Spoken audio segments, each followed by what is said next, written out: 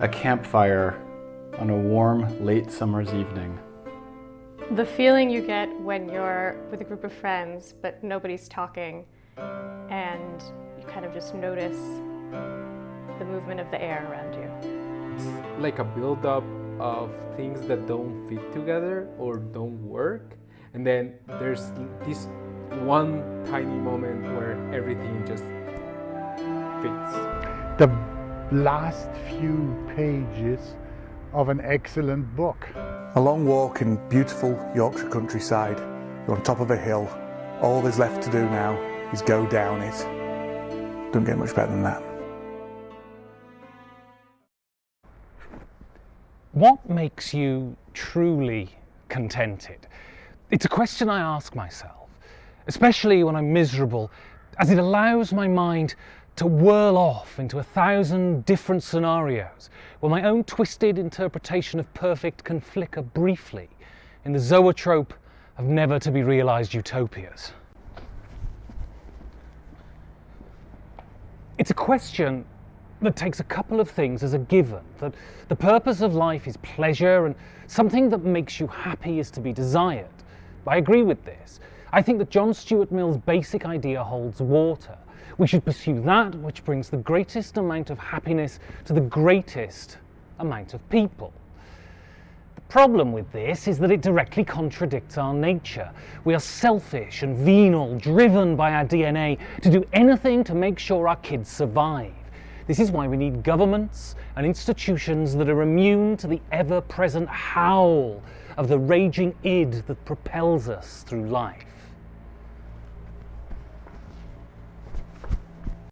It is a noble aim, though, to furnish a world that is amenable to all, but that requires a conciliatory mood.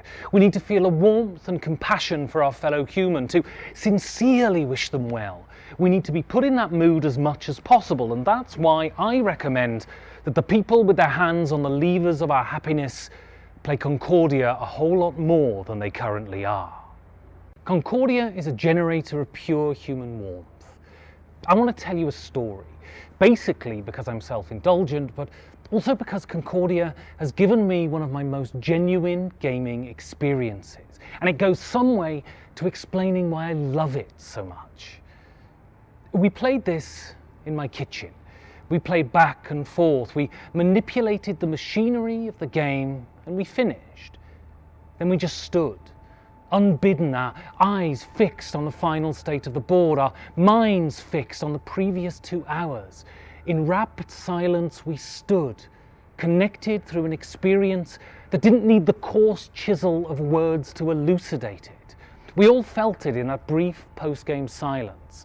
Without having to say, we knew what we had just experienced. And that was greatness. Why is this game great, though? Why does it create that intense feeling of warmth and satisfaction? It's not enough to simply say that something is good. There has to be a reason why.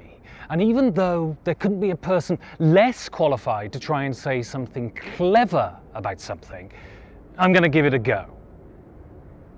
It boils down to 2 things: simplicity and complexity. And putting those 2 things in the right places. This is the true genius of this game. Its simplicity leads the player into the game, and then the doors of complexity are thrown open in such a way as to ensure that it isn't the passing of the rules that is complex, but being good at the game. The eternal wrestle with your own shortcomings. Understanding how to play the game is the simplest thing in the world. Play a card and do what it says. That's it. There are a couple of things that need to be explained before you can set off, but it is basically that. Play a card and do what it says. Yet it is what lies underneath the bonnet of this game, what you actually do with the cards you've played, that light up your brain in all the right places. I played this game the other night with one eye on this video. So I observed it as it was being played, and what I saw, the development of the game was beautiful. Players start mimicking each other, playing the same cards. Then a personal preference kicks in, and with that, all of the players' flaws and adroitness bubble up through their brains. And then actions diverge and players start to forge their own paths through the journey of the game. Their choices start to reflect something of themselves. Are they deliberative and focused? Are they scattergun? Are they monomaniacal? Facets of a person's character, their impulsiveness or intransigence, are manifested in playing a card and doing what it says. That is simply brilliant. It results in something that feels close to perfect. The way this game makes me feel, the true contentment after a play of this, that's what I'm in this for. I'm going to die one day, and so much of my time has been wasted in worry or indolence, in the search for facile momentary pleasure. But a play of Concordia makes you feel that you've taken a parcel of your finite time and done something fundamental with it. You've sat down with other people and created 2 hours that were useful, that in whatever insignificant way meant something. There are games that produce waterfalls of laughter. That isn't here.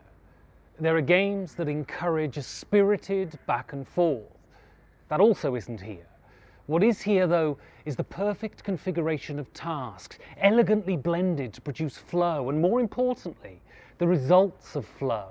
A flood into the nervous system of all of those wonderful chemicals that make us feel good, that make us feel together.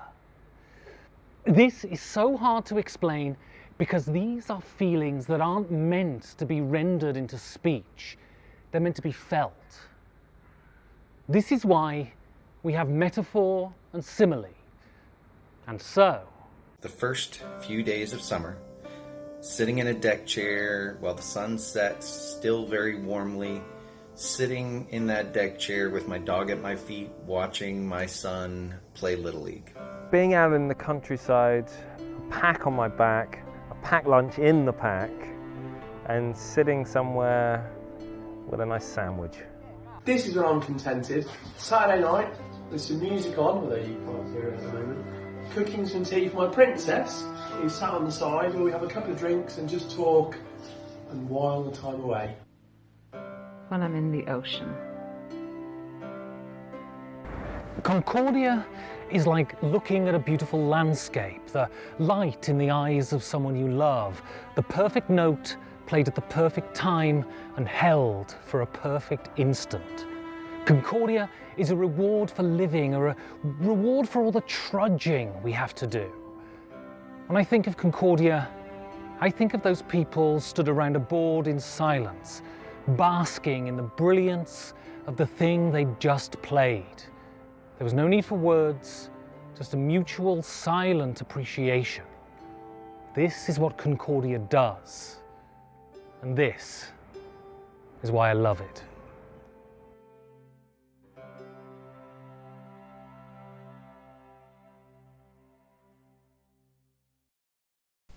Drinking.